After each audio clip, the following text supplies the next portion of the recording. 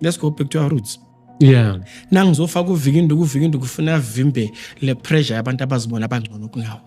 Umuntu nakazibona ukuthi yena can start into yakhe akaqala into yakhe akaswani into yomunye umuntu. Yeah. Yekela ukuthi wena uzofuna induku yokuthi lo yamlungu ezwe ngayo kanjani endaweni yakhe. It is wrong. Qale yakhe into bese uchasha abantu bezwe ngawo.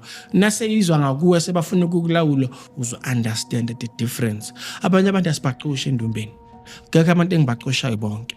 Wonke umuntu ozofuna into wrong ngiyambonisa ngithi mamela. Kube bengingakuwe. Ukuzoba njani before siyenza noma kuthiwa sizoyenza but kune limit engeke sifike kuyo sizokwenza kufuneka kwenziwe.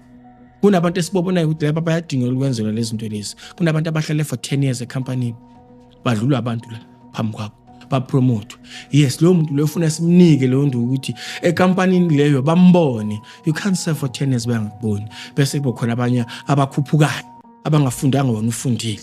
Uyazi kangcono ikampani, so there's something wrong emahlozweni wakho. We need to make sure ukuthi we understand ukuthi what is it eyenza ukuthi kube ne stagnation la empilweni yakho, so wazi ukukhuphula simise ezingeni lakho lokuphila.